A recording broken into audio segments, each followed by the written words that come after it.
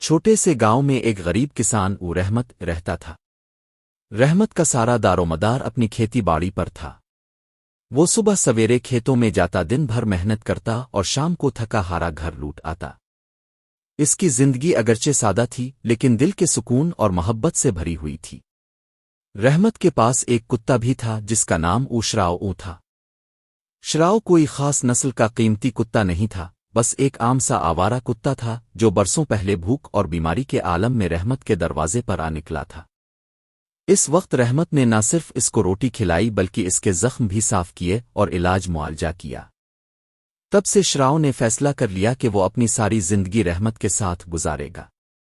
گاؤں کے لوگ اکثر حیران ہوتے کہ ایک عام سا کسان اور ایک عام سا کتا کس قدر ایک دوسرے کے لیے جان چھڑکتے ہیں۔ جب بھی رحمت کھیتوں میں جاتا، شراؤ اس کے ساتھ ساتھ چلتا۔ وہ کبھی آگے دوڑ کر جھاڑیوں میں جھانکتا تاکہ کوئی خطرہ نہ ہو، کبھی پیچھے آ کر کسان کے اوزار سنبھالتا۔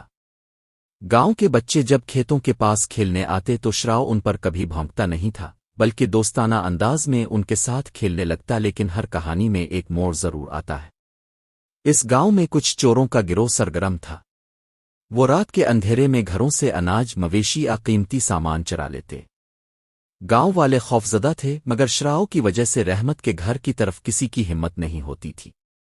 چور جانتے تھے کہ یہ کتا عام نہیں ہے، یہ وفادار بھی ہے اور بہادر بھی۔ ایک رات کی بات ہے جب گاؤں پر گھنے بادل چھا گئے۔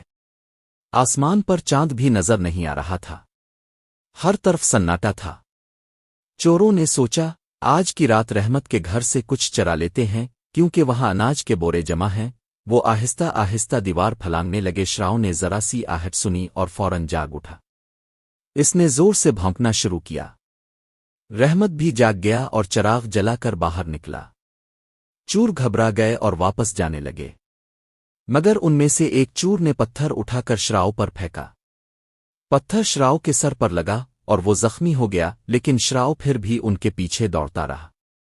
اس نے ایک چور کی ٹانگ دبوچ لی اور اتنی زور سے کاٹا کہ وہ زمین پر گر گیا۔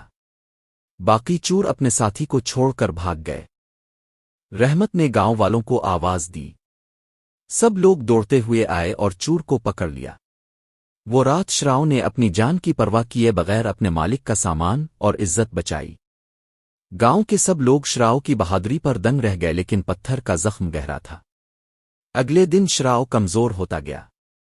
رحمت نے گاؤں کے حکیم کو بلایا، دوائیں دیں، مرہم لگایا، لیکن شراؤ کی حالت دن با دن بگڑنے لگی۔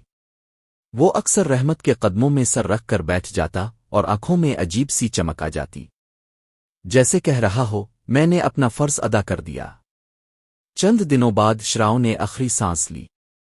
رحمت کی آنکھوں سے آنسو بہہ نکلے۔ گاؤں کے لوگ بھی افسردہ تھے۔ انہوں نے شراؤ کو گاؤں کے پاس ایک پیڑ کے نیچے دفنایا۔ رحمت روز اس کی قبر پر جا کر بیٹھتا اور کہتا، شراؤ تم ایک جانور ضرور تھے لیکن انسانوں سے بڑھ کر وفاداری دکھائی۔